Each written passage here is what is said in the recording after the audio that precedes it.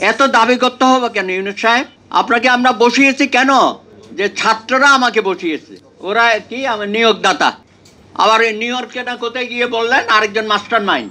আপনার কথাবার্তার মধ্যেও তো একটু অসঙ্গতি আমরা লক্ষ্য করছি। এই জুলাই গণ অভ্যুত্থানের শহীদদের নিয়ে মাতামাতি করলে অন্যদের প্রতি অশ্রদ্ধা জানানো হয়। সরকার খুব মজা পাচ্ছে যাদের এদেশে আন্দোলন সংগ্রামের কোনো ভূমিকা নেই, দু একজন ছাড়া, তো এত ক্ষমতায় বসে আছে, মজাইতে পারছে যে বিএনপির মতো সংগঠনকে তারা বলে সন্ত্রাসী সংগঠন। এটা মানা যায়, অন্য কেউ বললে মানা যায়, জামাত যদি এটা বলে এটা মানা যায় না। শ্রদ্ধার সাথে স্মরণ করি যারা এখনো পঙ্গুত্ব বরণ করে চিকিৎসার অভাবে কাতরাচ্ছেন। অভ্যুত্থানটা তো সৃষ্টি করার জন্য 17টা বছর ধরে আমরা লড়াই করেছি এবং এই কথাগুলো আমরা বারবার বলে এসেছি যে এই লড়াইটা শুধুমাত্র বেগম খালেদা জিয়া বা তারেক রহমানকে প্রধানমন্ত্রী বানানোর জন্য না, এই লড়াইটা দেশ রক্ষার, গণতন্ত্র ফিরে পাওয়ার, আধিপত্যবাদী শক্তির হাত থেকে দেশকে রক্ষা করার। এবং সেটার জন্য শুধুমাত্র বিএনপির আন্দোলন না, সবাইকে এই আন্দোলনে অংশগ্রহণ করতে হবে, নেমে আসতে হবে। তাহলে অবশ্যই তো এই অভ্যুত্থানে শুধু জুলাইয়ের কেন্দ্র করে যারা শহীদ হয়েছেন তারা না, 17 বছরে যারা শহীদ হয়েছেন তাদেরকেও একই সাথে এই ফ্যাসিবাদ বিরোধী আন্দোলনের শহীদ হিসাবে তাদেরকেও স্মরণ করতে হবে এবং সবাইকেই এই ফ্যাসিবাদ বিরোধী আন্দোলনের শহীদ হিসাবে যাতে তাদেরকে রাষ্ট্রীয়ভাবে মর্যাদা দেয়া হয় সেটাও সরকারের কাছে আমরা দাবি জানাবো। তাদের একটা মিশন আছে যে বিএনপিকে যত জনবিচ্ছিন্ন করা যায় তত তাদের পপুলারিটি বাড়বে। তো এটা তো শেখ হাসিনাও চেষ্টা করেছিল। ম্যাডাম খালেদা জিয়া তার মন্ত্রিসভায় এই লোকগুলিকে স্থান দিয়েছিলেন।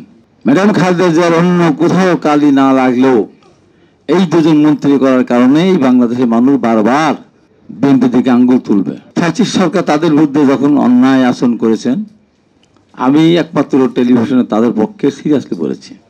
আমার বিরুদ্ধে বলছে সেটা কোন ব্যাপার না, সারা পৃথিবীব্যাপী আমার বিরুদ্ধে লেগেছে, সত্য কথা বলার কারণে আমি এনজয় করতেছি। আমি এইটাতে কোনোভাবেই আমি ছাড়বো না যে বিএনপির মতো সংগঠনকে তারা বলে সন্ত্রাসী সংগঠন। এটা মানা যায়, অন্য কেউ বললে মানা যায়, জামাত যদি এটা বলে এটা মানা যায় না।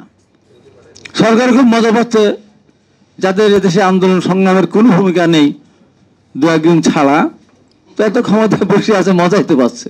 শুধু এই জুলাই গণ অভ্যুত্থানের শহীদদের নিয়ে মাতামাতি করলে অন্যদের প্রতি অশ্রদ্ধা জানানো হয় আমি মনে করি।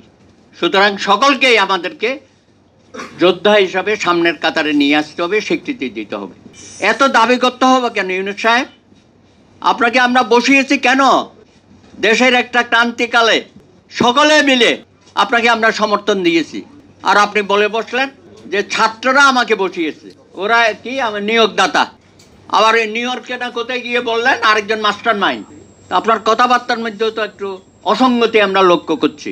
ভাই, অতীতেও যারা বাংলাদেশে বা পাকিস্তান আমল থেকে যারা যুদ্ধ করেছে, যোদ্ধা, তারা তো কখনো এইভাবে মাঠে নেমে ক্ষমতার অংশীদারিত্ব চায় নাই। আপনাদের কি হয়েছে? সব জায়গায় বক্তৃতা করে বেড়াচ্ছেন, আবার বলেন আগামী দিনে ক্ষমতা যাওয়ার নাকি আপনাদের খুব নিশ্চিত হয়ে গেছে।